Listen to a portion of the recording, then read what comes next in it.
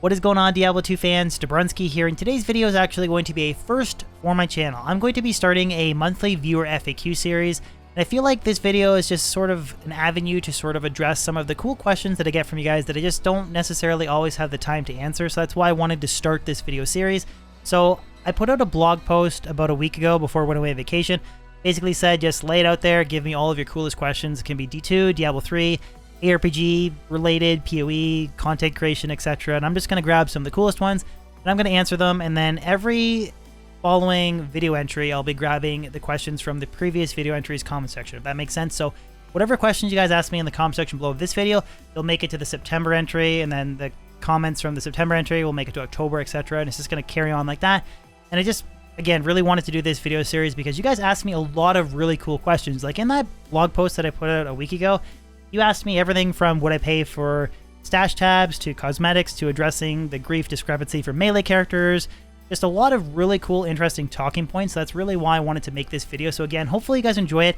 Again, in addition to asking me questions for the next video entry, feel free to let me know in the comment section below if you guys agree, disagree, or would kind of tweak anything. Again, as long as you're not a dick, any feedback or talking points around D2 is a good thing because patch 2.5 is coming up. And again, more and more changes for Diablo 2. I just think good, honest, healthy, non-dick face conversations are a good thing for the game. So again, just feel free to let me know in the comment section below. Again, with that being said, just want to let you guys know that if you do enjoy my YouTube content, I do stream it twice a week on Twitch. Got the link for my Twitch channel in the description below.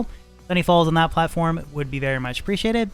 That being said, guys, let's jump in. So the first question comes from Askar Akhmadov. I hope that I pronounced that correctly. I apologize if I butchered that. His question is, would you pay real money for a loot filter? Would you pay for additional stash pages? If yes, how much? So this is a really interesting question, kind of bringing in that whole pay to win scenario that we just went through with Diablo Immortal. So I'm going to try and answer this kind of via three different approaches here.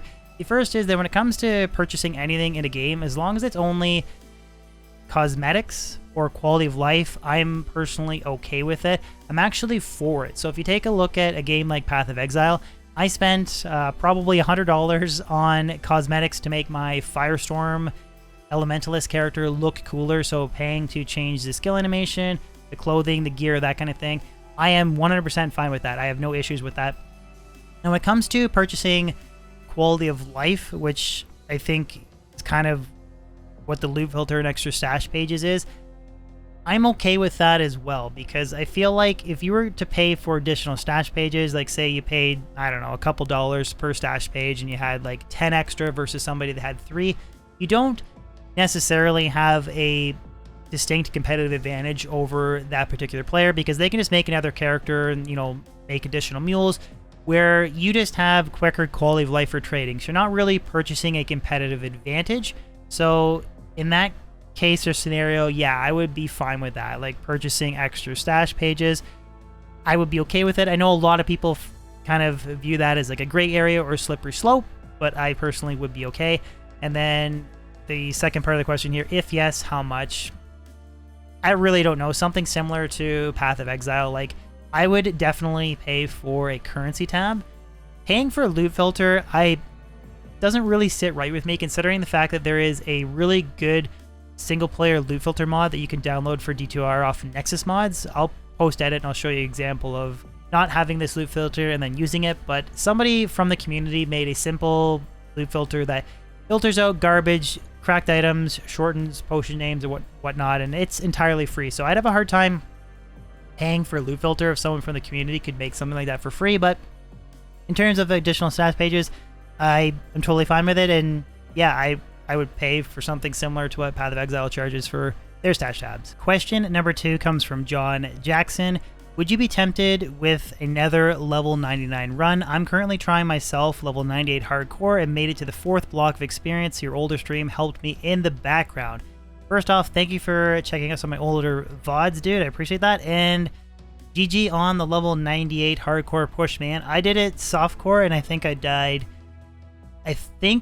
3 times or twice. I think it was twice between level 97 and 99. So I commend your efforts for doing it on hardcore. Now, would I be tempted to ever do it again? Yes and no. If Diablo 2 Resurrected stays exactly the way it is currently for leveling pushing, like Neothac, Chaos Seal popping, you know, bail runs, that coordinated thing. I will never do it again. I did it once on single player, and that was enough for me.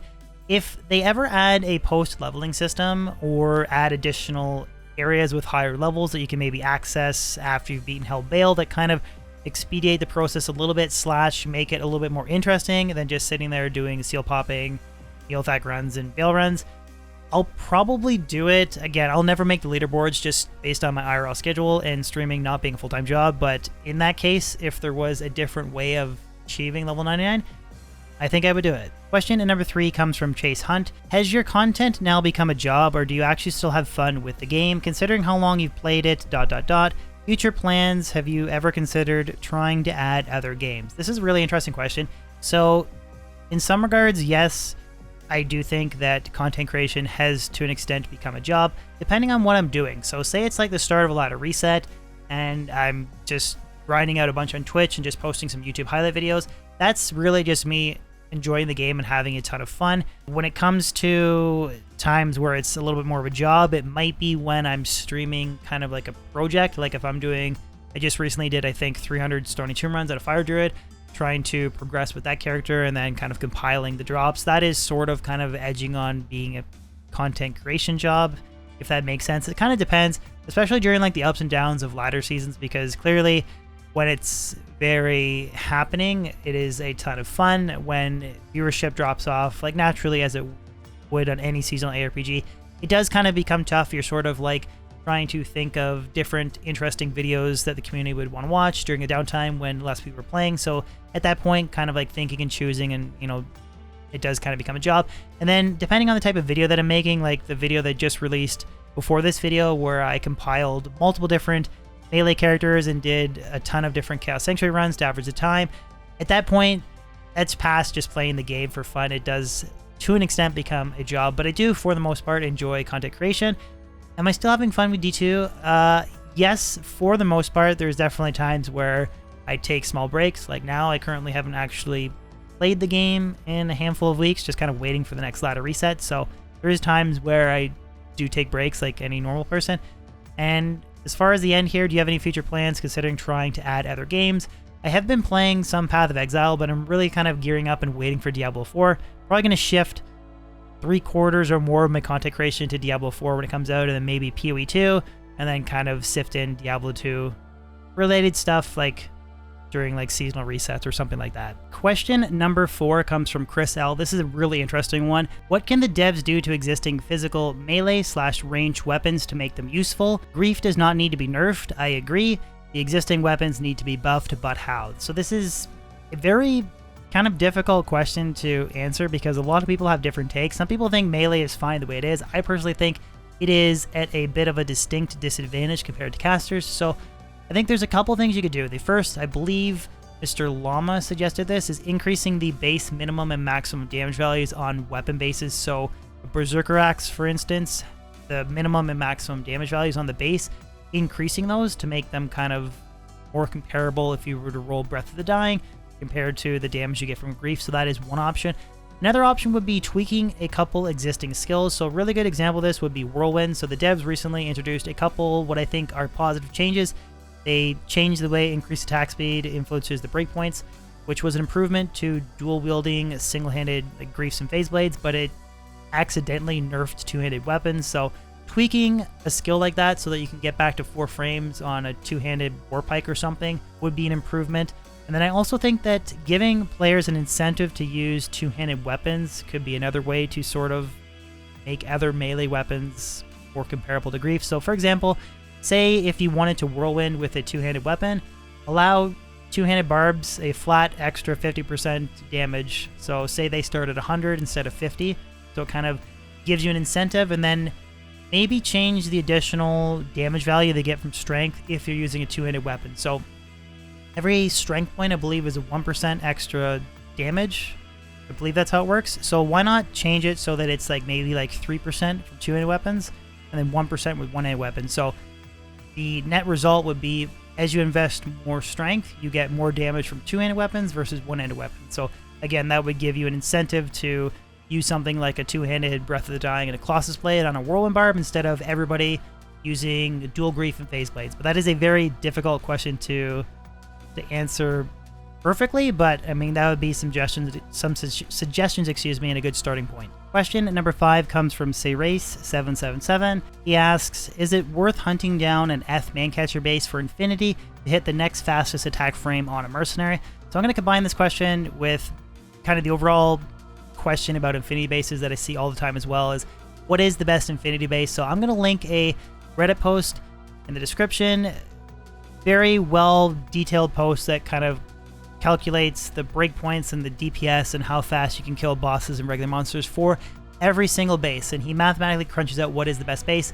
But my kind of overall answer is that it genuinely, honestly does not matter what base you use. Any ethereal, elite, polearm, or spear is entirely fine. Great poleaxe, cryptic axe, mancatcher, warpike, any of them are totally fine. Some of them might hit a little bit faster or a little bit slower than others, but if you have a well-geared Javzon, Trapson, Lightning Sorceress, etc., they're really just a stat stick. So if they have Fortitude and Darls or Fortitude and V-Gaze and whatever weapon base, you're going to be doing 95% of the monster killing. So it honestly doesn't matter. Just any ethereal, elite, polearm, or spear is completely fine. Question number 6 comes from Horka.